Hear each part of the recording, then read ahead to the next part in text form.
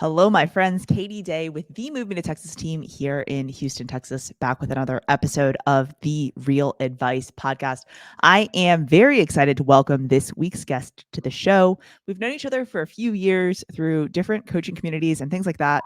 But I feel like I've gotten to know each other better over the past 12 to 18 months. And I've been very intrigued learning about her business and the things that put together her team and success and history of success in the Austin, Texas market because she is an absolute badass. Please join me in welcoming my good friend Lisa to the show. What's going on? Hey, how are you? I am well. I'm excited to dig in because I feel like there are many things that you do well that people may not think about, like some of the stuff that you do. So, um, first off, I want to ask you a question to see if it's true. So when I was like reading up on you, doing my research online, one of the things in like one of your bios or whatever was that like you started in real estate right out of school. So has been like your only like quote unquote real job. Is that true? That is 100% true. This is all I've ever done and known. I was actually the first person in my family to ever even graduate high school, much less go to college. So I went to college and studied cultural anthropology Okay. and didn't quite realize that when you graduate with that sort of specialty that your future is more school. So I remember getting kind of to the end of it and being like, okay, what's next? And people are like, well, you have to go to school Yeah. more. And I was like, yeah, no, I'm ready to work. Let's go. And I actually had a friend in Houston who was a realtor, and I would hear her like talking to her clients and taking care of people. And I was just like, man, that seems really cool. So I graduated from UT summer of 99, and I had my real estate license by that December. So this is That's only. yeah. No, that's so awesome. And honestly, like I feel like that's so rare for the real estate industry for it to be like your first career, right? Like most people, it's like, oh yeah, like I did these 14 different things and then I finally got into real estate. So Right. that's cool. And that jumped in and have been successful and everything in your market. So that's awesome. Are you so you got in 99, right? What would you say, you've seen a lot of different markets, right? Mhm. And seen a ton of growth in Texas for sure. Mhm. What would you say you would give as far as advice to an agent, like if they were starting out in today's market? Yeah. I mean, it's a really tricky one because, in some ways the market is so different. And then of course, in some ways it's the same. Like it comes back to the person who's standing right in front of you that you're trying to take care of. But I think probably the biggest bit of advice is um to have great models, like to join a team, right? Like I got into the business when I was working in the produce department at Central Market when I got into real estate and graduated. And so I was used to making like not that much money, and I could do a couple of real estate transactions a year and really focus on them and take care of people and grow the business slowly but surely. And it took me a few years before I had my hands in and out of several real estate deals. And now, when folks are on my team as listing managers or agents, they are in and out of so many transactions and relationships, just in 12 months, right? Yeah. Like we'll close 100 something deals in 1 year. Like that's a lot of incredible experience. It would take an agent, you know, 5, 10 years to get. So I think that that's super powerful, is to find somebody that you kind of look up to. They understand the business. You would like to create something like that because as you know, there's so many models and so many different ways to Yeah. go about doing this business. And so to align yourself and really take everything in. Well, and so yeah, I think finding a team though is difficult because it's like, I mean, and you know this, because as different as Austin and Houston is, and markets different, how different of markets they are, there are so many similarities, and I know you guys see it too, where there's like, you know, teams this, teams that, right? And so like you know, I, I think that it's sometimes difficult to find teams that are actually producing and then are going to do training and then are going to do these things, right? And so, um, what what advice would you give to someone to like find a good team? Right, Does that right. make sense?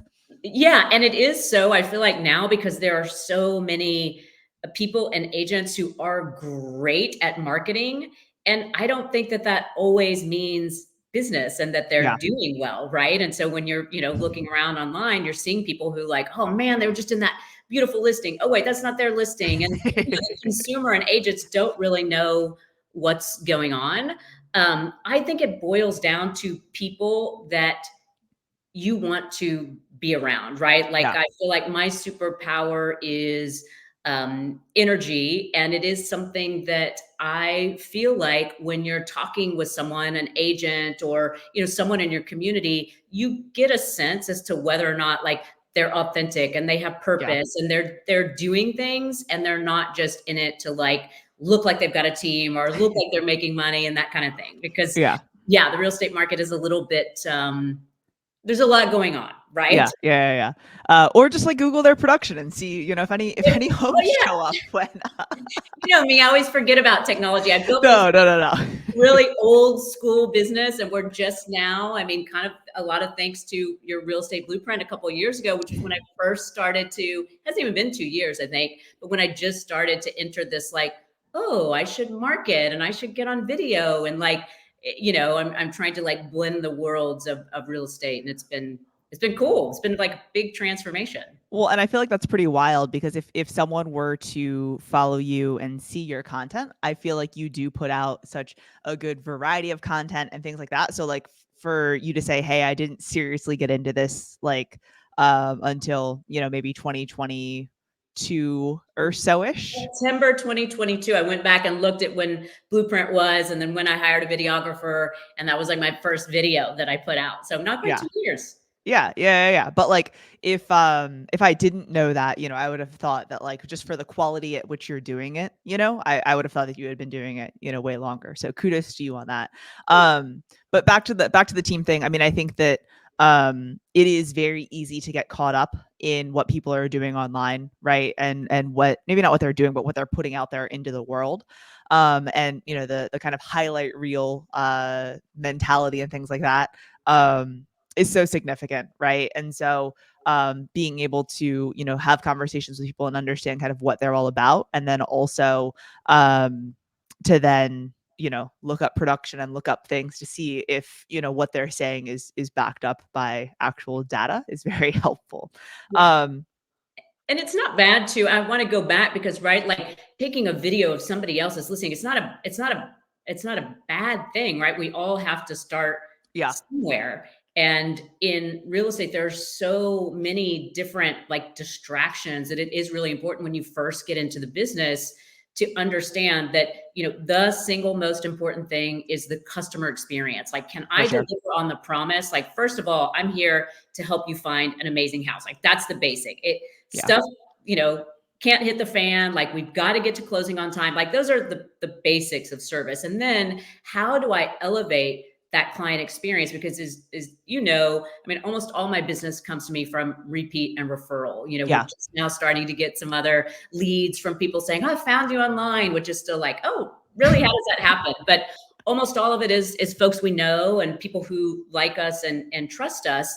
And we've been able to create that because we have been obsessive and completely committed day after day to elevating that client experience and making yeah, sure that it's something that someone doesn't get to the end of and they're like, yeah, working with them was fine. It's like, oh my gosh, that was amazing. And, every person on the team, and it was by yeah, intention and design, because the structure of our business is a little bit different in that, we're all mostly working the business from my sphere. for sure. And it is, the people on my team aren't isolated and doing their own thing. It's all in kind of service of kind of the Munoz group clients. Yeah, yeah, yeah, yeah.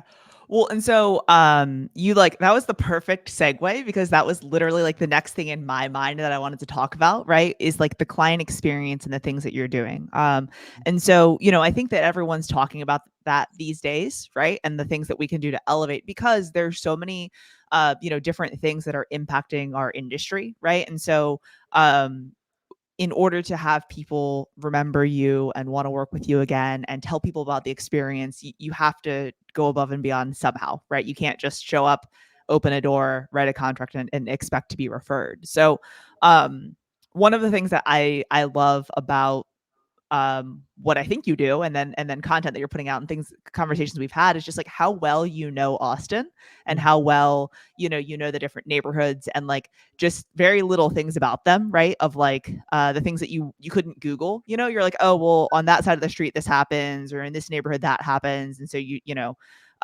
but what are some of the things that um y'all do as a team, right, to like ensure that you're offering better service than just showing up? Yeah. So, I mean, at this stage in the game, I've sold almost 2,000 houses in my career. So that just is like we do know it, You've done better you've than done a few houses, sold a we've few done a few homes. deals. We've done a Yeah. few deals. But, we didn't start off that way, and our clients still felt like, we were that resource for them, and it is something that, like, if you saw all of our notes on every client that we have, so I have just under 1,000 past clients still in the database, and, I mean, we have notes going back 25 years. I was actually just talking with a client, and she actually worked at a paper. It was probably kind of like Houston Press. It's called the Austin Chronicle. And 20 something years ago, I helped her buy a house. Okay. And then she nominated me for an award of best realtor for people who are afraid of realtors. That was early in my career. I was like, oh, I love that. And anyway, she's bought and sold stuff for me over the years and then just came back around this year and we're talking. And she's like, how do you remember some of this? I'm like, well, some of it I remember, but a lot of it I take notes. And I said, in Yeah. fact, I was like, you were born during a Houston Oilers game. And she was like, what?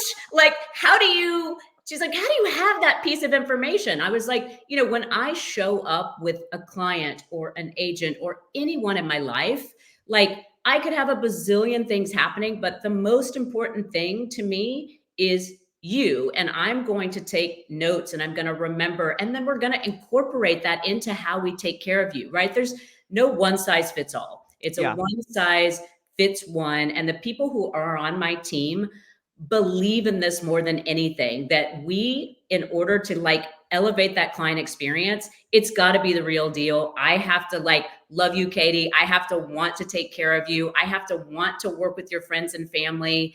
And I show up in that way. And we've Yeah. developed systems so that we take the home buying and selling process very seriously, but we don't take ourselves too seriously, right? Like, we Yeah. want you to have a good time, but you're not going to be able to have a good time in the process of buying and selling a house if you're wondering, oh, is that happening? Do I need to wonder, like, what's going on with the appraisal? Is the inspection set up? Da-da-da. Yeah. Our clients don't worry about that at all. So we can get out there and have a good time, and they feel really taken care of in that way. For sure. So, you've mentioned a team a couple times. What do you do?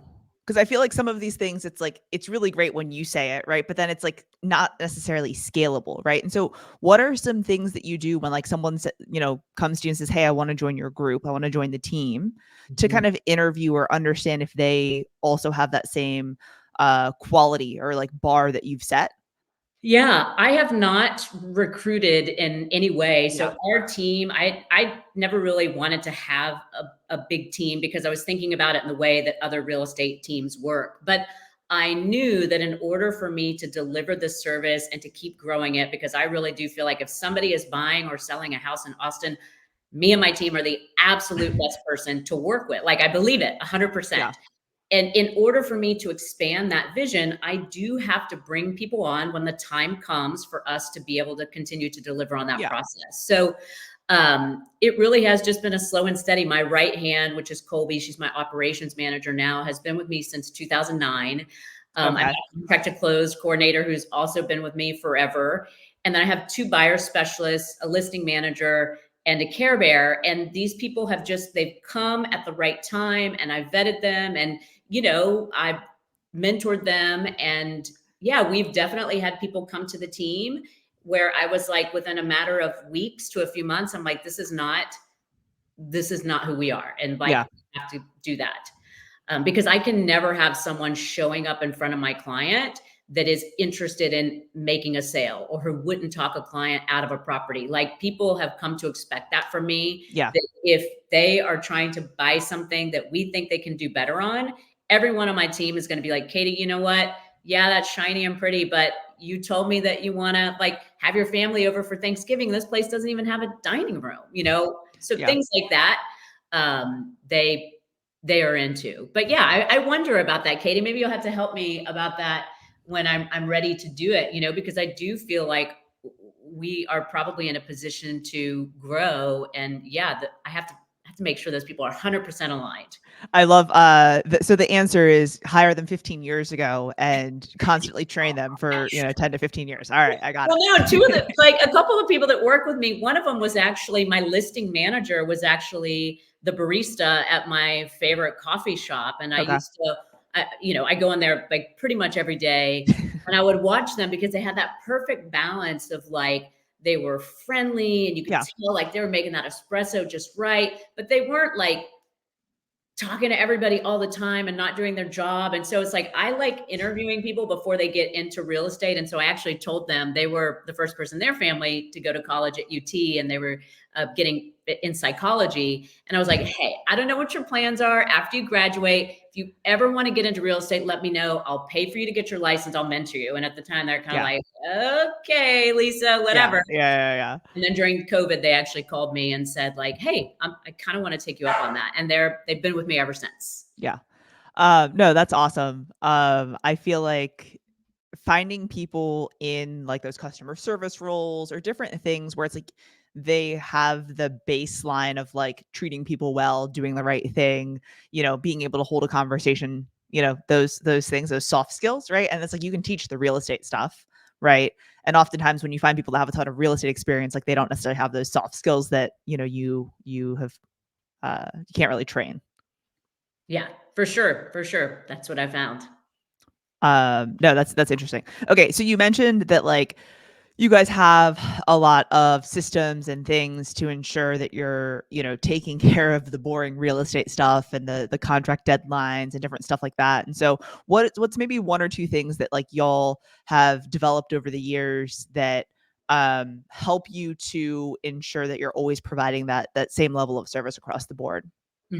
Yeah, I mean, we've been pretty old school in this too, Yeah. where won't call them paper checklists, but it's been like pretty manual. And because we don't, and we never have worked leads, it's not like we have thousands of people kind of coming in, and we have to figure out, how to funnel them down and all of that. With 150, 160, repeats and referrals coming in a year, with the team that we have, we can still kind of like put our hands on, everything that comes through. And so kind of like the motto on the team is, if everybody's responsible for something, nobody is. Yeah. So we very clearly defined roles, right? Like, when it's this person handles it. It doesn't mean that somebody wouldn't be able to come in and like back them up, but it's But like you're in charge. your job. Yeah. Yeah. If this doesn't happen, it's on you. So that's kind of how we run it. And I recently have kind of taken myself out of production-ish. Like, I'm not with buyers anymore and haven't been for a couple of years. I'll go to the initial seller consultation. But really what I do is I show up for the initial buyer or seller consultation. And I love that goal assessment meeting, talking to people about their financial goals and where do we want to go. And, I sort of get them excited about a plan, and I put this plan together. And then either my listing manager or my buyer specialist, after that, I'm out. And then they know, okay, it's my job to, take care of this listing and get, the contractors out, and it's scheduled, and Yeah. meet the timeline that Lisa put forth. Yeah. So that's been helpful, actually, is getting me out of the like, hey, what about this thing? Or, people copying me on emails, because I used to want to make sure everything was perfect. I was actually bogging down the system a little bit. To say, yeah, I don't know. You're probably a little bit like me that I'm the bottleneck. When we're looking at like, Uh-huh. hey, why isn't this been done? They're like, Katie, it's because we're waiting for your response. I'm like, oh yeah, okay, cool. Yes. Just do whatever you wanted to do. You're gonna do it better than I was going to. So Yep.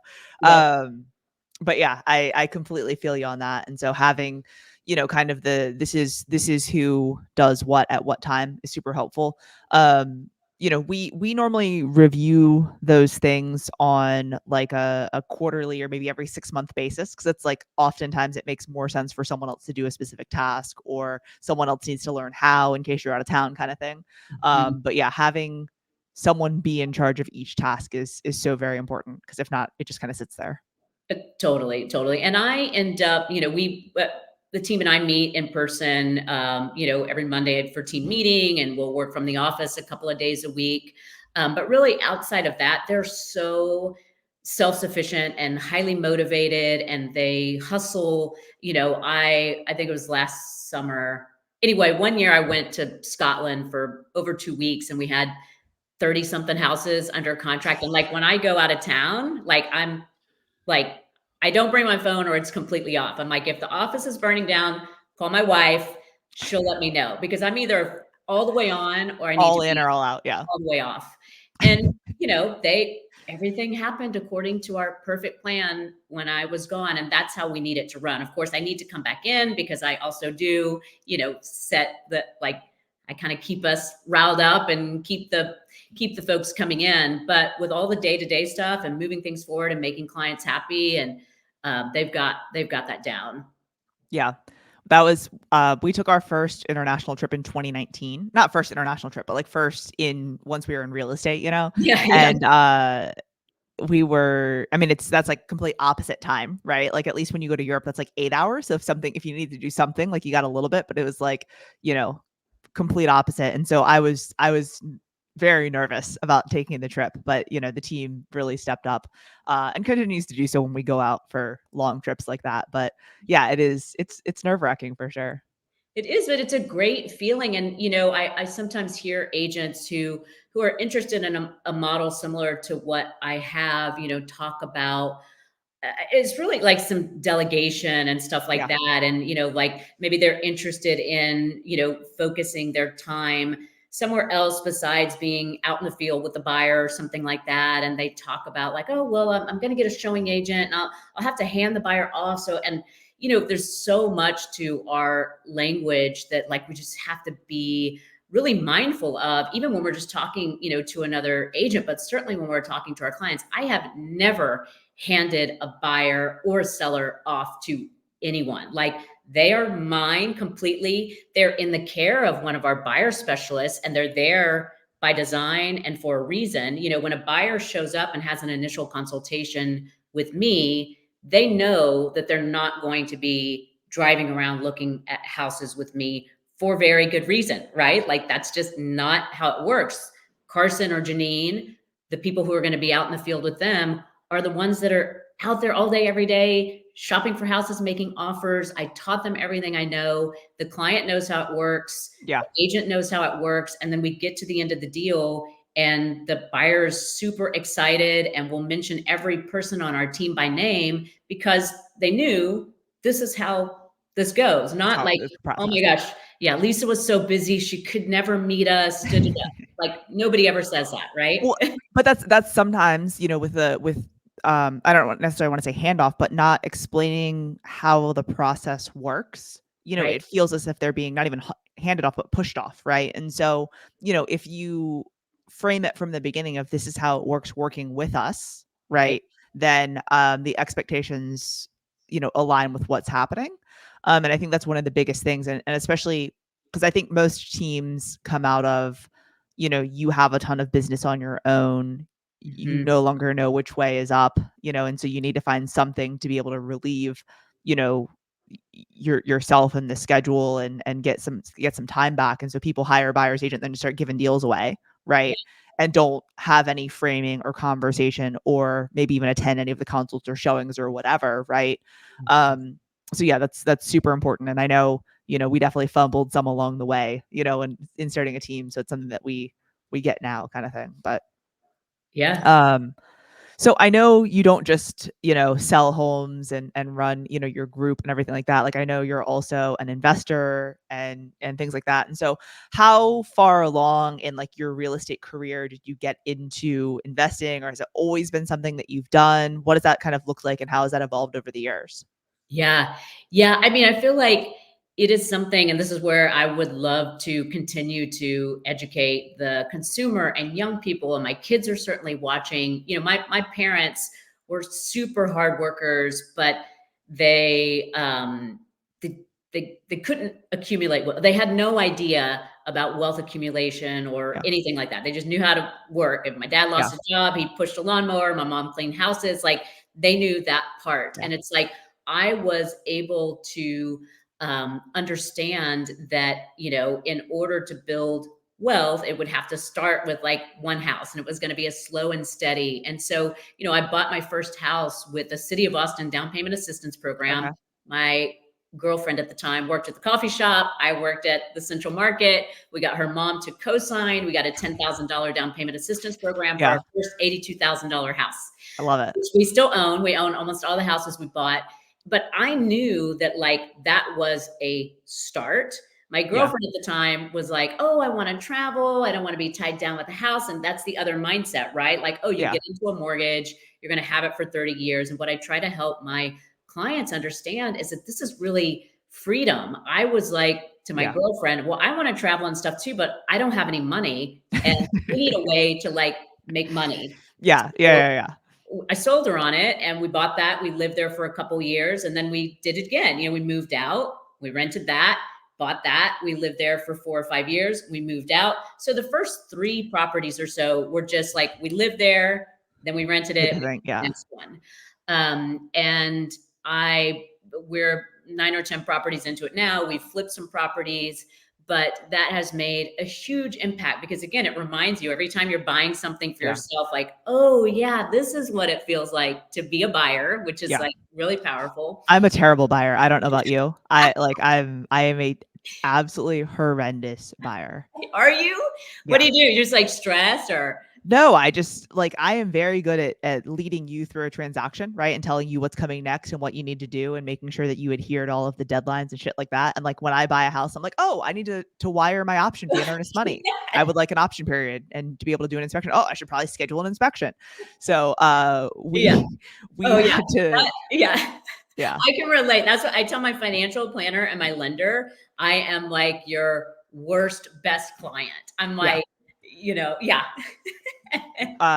We had to tell our transaction coordinators like you need to, just as you said, like worst client, like you need to make sure that like day 1, day 2, day 3, like you are reminding us to do these things, or else like Yeah. i Yeah. won't i won't do them. But Rusty wants like um that's so smart though. The fact that you like being so young, right? Probably early 20s, right? Was before. when you bought your first home, right? Of like, no, like totally want to travel. I want to do all the things. But like if all we have is central market and barista money right now, like we're not going to be able to do any of it unless we make some sort of change, right? And I didn't get that until my mid 30s, right? Yeah. Yeah. Early 30s. um you know and we've started on that path, but I wish I would have known that 10 years prior. Yeah, we have to tell the people about it, and it's Yeah. not I think the part too with real estate and back to the, like, you know, eh, social media and the sexy of it all, like, it's not sexy to buy that first property, and it's not sexy to buy the second one, and, Yeah. it doesn't get sexy until later, and then really it's not that, but it is just the, like, it's doing one thing, and it's the same with a real estate business, right? It's recognizing that the power is in having that clarity, in doing the one thing and being consistent and Yeah. being patient, because that is going to turn into something much greater. So yeah, I'm a big believer in real estate as part of people's portfolio. And in fact, if someone is trying to sell their home, I'm always like, "Can we keep it?" "Can you keep it?" Yeah. They're like, "Wait, I thought you came here to, like, help me sell my house." I'm like, "Great. If that's what we need to do, we will, Yeah. but do the numbers make sense?" Yeah. Yeah. Yeah. Yeah. Okay, so you said that the majority of your business, probably 95%, is repeat and referral business, right? Of your past clients and things like that. What are some things that y'all do to stay in communication with your clients after they've closed on a property, right? Because I feel like we go through this a lot because we do client events and we do different things, and like I find that to be a very good opportunity to reach out, but like still like agents on the team are like, I just haven't called them in so long. I don't want to do it. So like, what do you do to stay in communication? It's a good one. It's probably like 99% of our business is repeat and Okay. referral. We're starting to get some agent referrals. So thank you very much, Tom Ferry Networks and other folks. But we at this point, I mean, from the beginning of time, if you met me and I had your birthday, because I do have like a kind of a client homework that we send when you come in, where I know if you're vegan Okay. and you know what your favorite drink is, and we know all of these things, Yeah. your birthday, your kids' names, your dog's names. So you always like a birthday card, but now we probably send, 80 or 90 birthday cards with like a cupcake, every month. We Yeah. do annual reviews in the month of your anniversary. So you bought a house in February 15 years ago, you're going to get an annual review. We do 50 to 80 of those, just digital every month, right? Yeah. So again, it's just it's consistency, same thing. There's nothing huge in there. We have a couple of newsletters that go out. We do have legendary client parties. These are like mini weddings where, we've had fire dancers and videographers and What? I'm like, we're doing yoga this weekend. You're having freaking fire dancers. Okay. All right. I gotta set my game up. Got it. yeah, yeah, we'll rent out, really amazing space and tons of cocktails and food. And, Yeah. our events go on wait lists. So that's a once a year thing. Yeah. We do pies. There's nothing on its own, right? There's nothing new that you haven't heard Yeah. from other agents, except that we do it and we do it every month. And we've done it for the past 25 years. I've never heard of someone having fire dancers at their client appreciation party, Lisa. So you may be one of a kind on that one. Yes. You may be one of a kind there. I don't If you're listening to this and you've also had fire dancers at a client appreciation party, shoot me a DM and I'll send Yeah. you a gift card to Starbucks or something. No, I mean I think that's real estate, at its core, right? Is like just doing the thing consistently, and that's what's going to win. It's nothing that's like over the top, the fire, other than the fire dancers, but there's nothing that's over the top, that's like, oh my goodness, I've never thought of that. It's most of the things that you've heard. It's just like you probably are one of the most consistent people I know with that kind of thing. Do you guys have like specific time calendared out that every month from this time to this time you guys do cards, or is it just kind of like, you know you get a ping on a task in your CRM that says write Susie's birthday card out? We have someone who we get the full birthday list. And so with our champions, they get kind of an elevated gift. My Oh, Care Bear helps with that. So, she'll be like, hey, these are your, 15 champions this month. Here's a link to some ideas I had based on the fact that, that person likes yeah, hummingbirds and this person likes that. And yeah. then I approve it and we get the gift and then it's delivered or it's sent off. And then everybody else kind of gets the note, but it's typically just written like at the beginning of the month. And Is Care Bear, is Care her name, or is that her no, title? we just called her. Her name is Lauren, Okay, all right. but we call her the Care Bear on the team because Yeah. that's all she does is I take No, it care. makes sense. But Yeah. it would be funny if like you're like, oh yeah, Carolyn, we call her Care Bear. So all just me No, being, no, that you know, that's how we do it. Yeah. silly. Yeah. And we don't even, it's like people. I did a podcast with Tom. If you guys haven't heard it, you Have might. you have you heard of him? Tom Ferry? I'm very. I don't know. Do you think anybody's heard of him? Yes. He's like I think he coaches real estate agents. I think so. I think so. He's a pretty cool guy too. But a lot of folks got really, interested in that Care Bear role. Yeah. And, I didn't even give a closing gift or gifts until kind of recently. I mean, outside of that birthday card, right? So people get really like, oh, what did you give? And how much do you spend? And what's the budget? Yeah. We didn't do any of that stuff until really recently. So it's less about the, the gift or the shiny thing and Yeah. more just about doing the work and Well, and having. I think I think too that people always try to equate it of like, oh, well, they bought a $500,000 house, so they bought $1 million house, so I'm going to spend X% of this for this and that, and it's like sometimes even a small, it could be a $50 gift, right, or less, but it's like that, like you just said, hummingbirds, like, but they like hummingbirds, so it's like the perfect gift for them, and it Right. could be $15, but something that they had never seen or heard of, and like that's amazing, right? And so, again, like I think that it's just finding the things that resonate with the specific person that's more impactful than the amount of money you're spending. For sure. And I don't know if you've listened to this podcast, but this episode is called Unreasonable Hospitality. It's a Simon Sinek. Have you heard it? I don't know that I've specifically listened to it, but I'm familiar. Yeah. Yeah, yeah. So that particular episode is it's so amazing. I mean, it talks a lot about the, service versus kind of hospitality, and how by listening and being present with our people, we can show up in a way. It's not about the money, but we can just Yeah. show up in that way that makes them feel like, oh my gosh, Katie, like she knows me, like, and that feels really good. Yeah, for sure. I love it. Okay. Couple final things. So I know you are big into like personal development and things like that. What are some things outside of Simon Sinek that you listen to or read on a regular basis to kind of keep your mind sharp? Wow, well, that's a good one. I mean, I mean, recently I've been very into crime podcasts and comedy because I don't know, my mind needs a break. I've Yeah. done like all of Tony Robbins' university stuff. Yeah. I'm kind of big into that.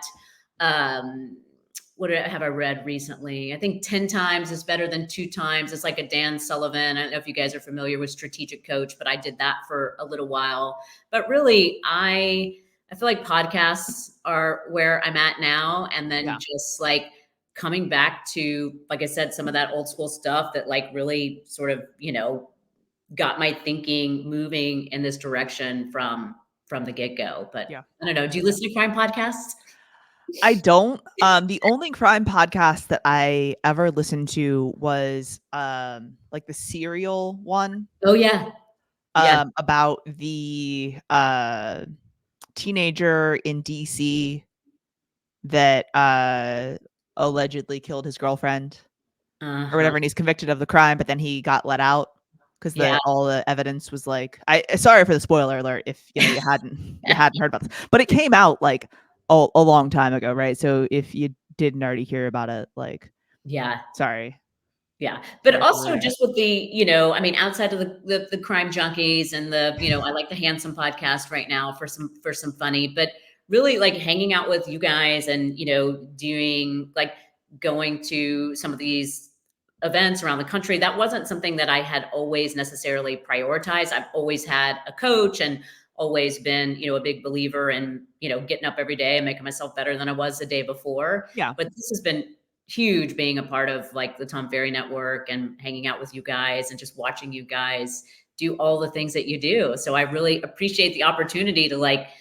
chat with you and mastermind and get to share in this just collective wisdom Yeah. from the real estate greats. And most of our masterminding is just eating massive amounts of sushi, and breaking bread and talking real estate. So I'm here for it. If that's the secret to masterminding, is just eating lots of sushi. Nice, nice. I know. I think Um, about you. I was listening in preparation. I was kind of listening to some of the other, podcasts that you've done, and I heard you give a shout out to Uchi, and we'll have to go soon because, as you know, my dear friend is like dating Tyson, and so it's really fun going to eat sushi with her and having him in the kitchen. yeah. I actually just went to Uchi the other day here in Houston, and we ate a lot of food. My husband was like, he turned to me, he's like, is this it or is there more coming? I was like, I think we have 2 more dishes coming. He's like, I don't know how much more I can eat. I'm like, I got Well, you. you were like, when we were in, I don't know where we Is that were, Dallas? Dallas, and we went to Uchiba, and you were just like, we'll take the dish, is it? And the food just was coming, and I was like, Holy smokes. Sushi is something that like I can put away. This is like a secret, but like I sometimes like if I'm having like a day and I want some time to myself, there's a hand roll place near us and like I'll just go over there and eat lunch by myself. I know my husband hasn't said anything to me yet, but like the bills are definitely like could be the same as if there were two people there. So I'm sure he thinks I'm like taking clients out or something, which I'm not. I'm just going by myself. So, we'll see. I love that. Hey, there are worse habits, that Yeah. seems pretty good. Yeah, and it's pretty healthy, so, I'll take it. But, all right. So speaking of food, and we've kind of just gone down a little bit of a rabbit hole, the one question that I ask everyone is if it were your last meal on Earth, what would you be eating?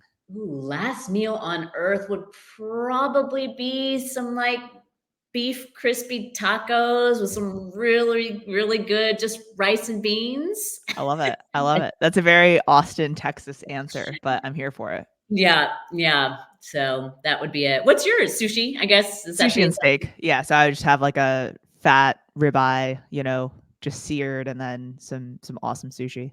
Yeah. Well, yeah. That sounds amazing.